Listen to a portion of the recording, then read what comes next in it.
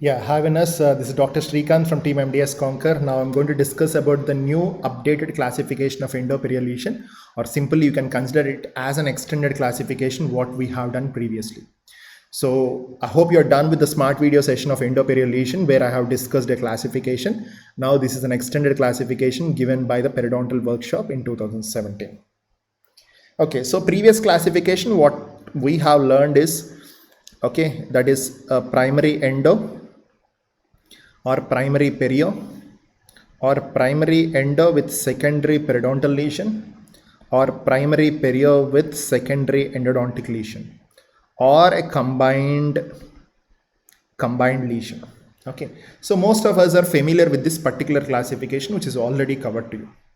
But now my point is I just want to have one clarity over the primary endodontic lesion because there were few questions on this which were given in the examinations and most of you are confused about this. So I'm going to present a case, an endodontic lesion. It has an endodontic lesion, pulpal involvement and endodontic lesion without any bone loss, without any periodontal features, but a sinus opening into the gingival sulcus. It comes under primary endodontic only because according to American Association of Endodontics, it is very clearly mentioned that chronic periapical abscess, the most important feature that you have to see clinically is a sinus opening. And here in this particular case, a sinus opening is seen in gingival sulcus and without any periodontal features, means without any bone loss, without any pocket, nothing, just a gingival sulcus, there is a sinus opening. This comes under primary endodontic lesion only. It is nowhere related to the perio, it is nowhere related to the endoperio. I hope you are very clear about this. Then I will be jumping into the 2017 workshop of perio classification where they have extended this endoperio lesion classification to this. That is endoperio lesion with root damage and endoperio lesion without a root damage. They have given three specific examples. One is a root fracture or a root crack. A root fracture or a root crack can be clearly seen on a CBCT. You are very familiar with this question. The best objective to see a root crack or a root fracture is CBCT. Ideal thing is by CBCT. Okay. Or the second important example they have given is a root canal or a pulp chamber perforation, which is a mishap that is done by the endodontist during the axis opening.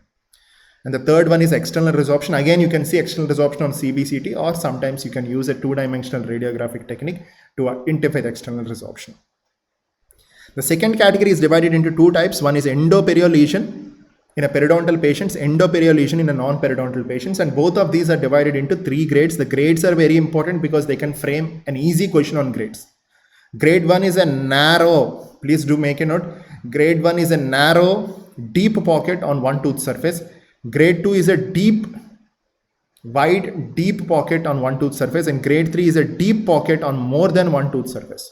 So both the grades are same for whether it's a periodontal patients or a non-periodontal patients. So I want you to be very familiar with this classification because there are high chances that they can ask questions on these areas both in INICET as well as NEET. Okay, they can simply link this endoperio lesion classification to any of the clinical feature. For example, they can link to an Ellis class 6. Well known, Ellis class 6 is nothing but a root fracture. Or they may tell a CBCT is giving an idea that a crack is being extended onto the root surface, or a perforation that is done by an endodontist as a mishap, or can be an external resorption on a radiograph or a CBCT, so they can link question in such a way. Okay, so please try to be familiar with this classification. Done for now. Signing off, Dr. Srikanth from Team MDS Conquer. But you know I'm a stranger.